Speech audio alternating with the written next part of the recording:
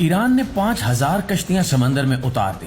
अमेरिकी बेड़े को घेरने की तैयारी मुकम्मल। खोजी टीवी के मुआजिज दोस्तों, ईरान की कश्तियों का अमेरिकी बहरी बेड़े को घेर लेना कोई अलामती वाकया नहीं है, बल्कि एक संजीदा अस्करी पैगाम है, खास तौर पर उस खित्ते में जहां पानी कम, रास्ते तंग और गलती की गुंजाइश न होने के बराबर है।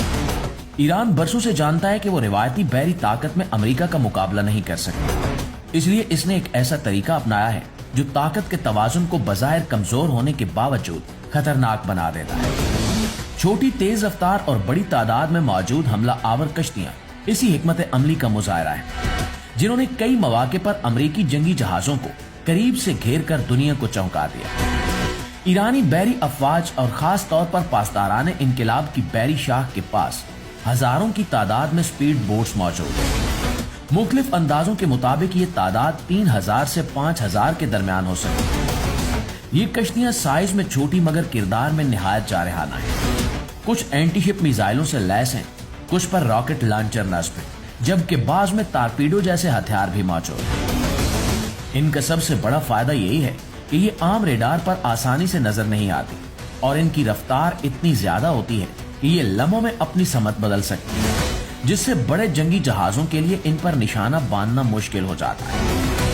ईरान जिस हरबे पर सबसे ज्यादा इन्हिसार करता है उसे भीड़ के हमले का नाम दिया जाता है।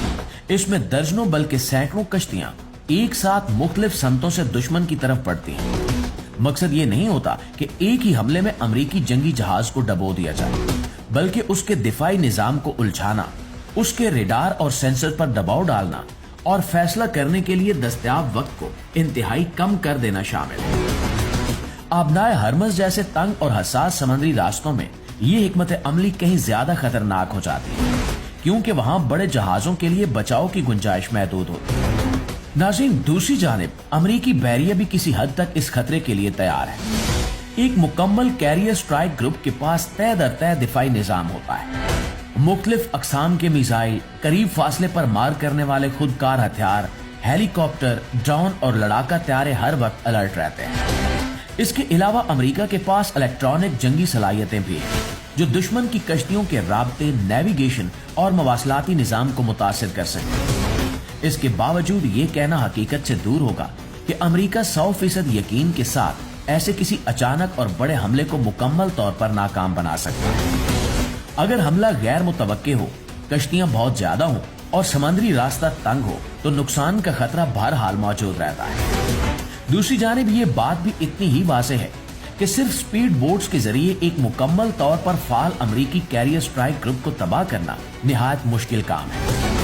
हकीकत में अगर कभी ऐसा तसादुम हुआ तो इसका नतीजा मुकम्मल तबाही की बजाय नुकसान, खलल, वक्ती पसपाई और खतरे की सतह में शदीद इजाफे की सूरत में सामने आए। ईरान की हिकमत अमली दरअसल दुश्मन को यह बावर करवाना है कि किसी भी जंग की कीमत बहुत ज्यादा हो, और यही पैगाम ईरानी कश्तियों के अमेरिकी बहरी बेड़े को घेरने के मनाजिर में साफ नजर आता है। मुआज़िज़ दोस्तों, यही वजह है कि ऐसे वाकयात अक्सर हकीकी जंग में तब्दील होने की बजाय एक खामोश वार्निंग बनकर रह जाते हैं। दोनों फरीक जानते हैं कि बराह रास्त तसादुम के नताइज नाकाबिले अंदाजा होंगे। एक तरफ अमेरिकी बहरी ताकत है जो तकनीकी लिहाज से बरतर है, तो दूसरी तरफ ईरान की गैर रिवायती हिकमत अमली है जो कम वसाइल के बावजूद खतरे को कई गुना बढ़ा देती है।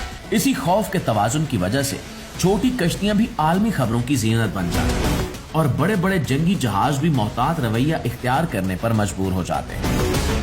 मुस्तकबिल में भी इम्कान यही है कि ऐसे मनाजिर बार बार देखने को मिलेंगे, जहां ईरानी कश्तियां अमेरिकी जहाजों के करीब आकर अपनी मौजूदगी का एहसास दिलाती रहेंगी और अमेरिका अपने दिफाई निजाम की ताकत दिखाकर जवाब देगा। असल लड़ाई शायद हथियारों से ज्यादा हिकमत, सब्र और सियासी फैसलों में होगी। जब तक ये तवाजुन कायम है, समंदर में घिराव, अलर्ट और तनाव तो रहेगा, मगर मुकम्मल जंग से बचाव भी इसी नाजुक तवाजुन पर मुनहसर करेगा, और यही इस पूरी सूरत हाल का सबसे अहम और खतरनाक पहलू है।